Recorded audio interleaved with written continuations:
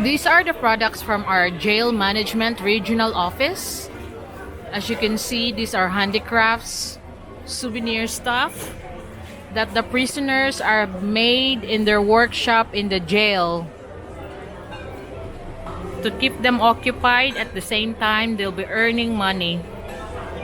So you can see they have paintings, all these decorations made of different handicrafts.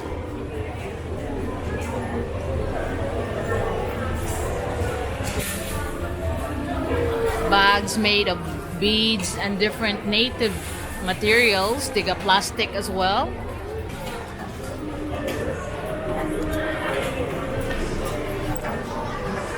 So I'm just looking through this to give you an idea what are the projects that the government is doing for the prisoners to keep them occupied, and at the same time they'll be learning the trade of the tools that can make them have business. Like this one, it's cost 400 pesos.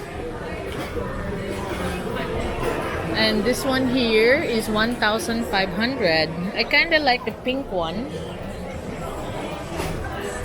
Preventing burns for merchandiser, please proceed to item number 25.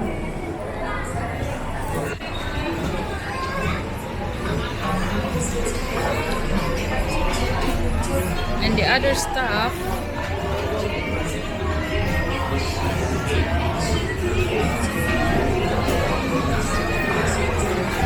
this is called the craft for a cause.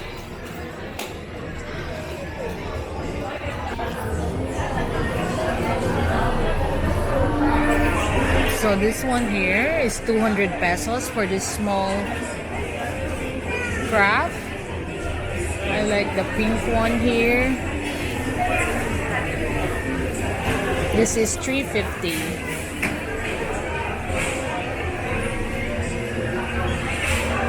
So I want to buy a souvenir that I could use to decorate in my guest house.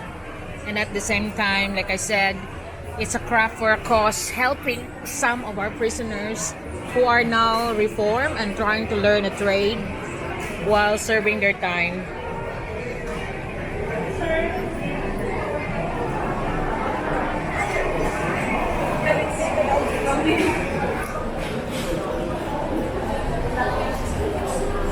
So they got this one, it's made of different materials. I was told that any profit from this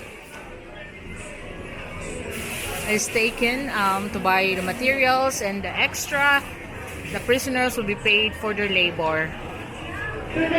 So you can see you got different names in every tag. Who owns, who made, and who owns the profit for this one. This is only 300 pesos. But I like this. I like some. I'm gonna buy one. I'll show you what's are available first. They also have hat bags. This one, pot holders. This is from Dumaguete City District Jail Male Dorm. That's only 20 pesos each. This is 480 from the Dumaguete Jail. And if you look at the bags, this is from Lapu-Lapu City Jail Female Dorm, 250. So these are all the different jail around Regional 7.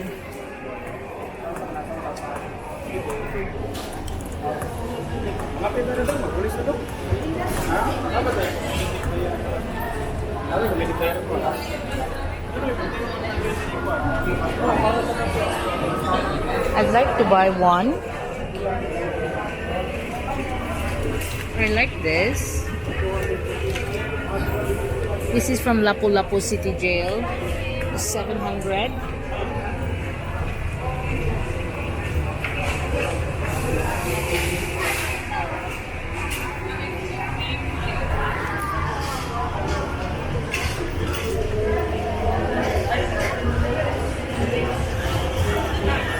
So they also got paintings made from by the prisoners that are, or inmates, what should I call them? But I just, from the prisoners that have sense of art, that can paint.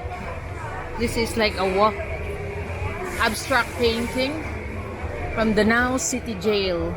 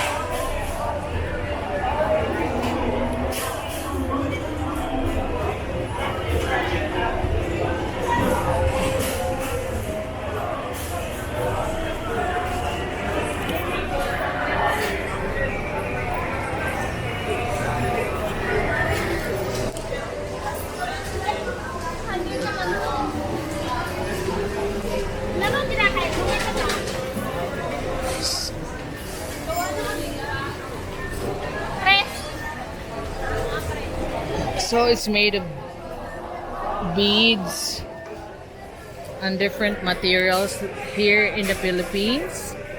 Like this one. 1,500. I kinda like that one, or even the pink one. The small one here. This is 900 pesos.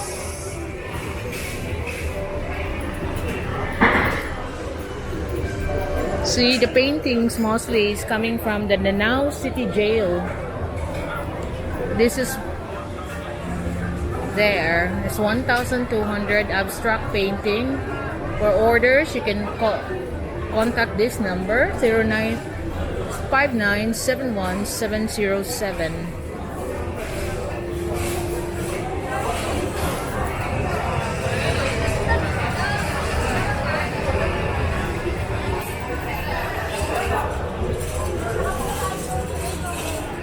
But I kinda like this one.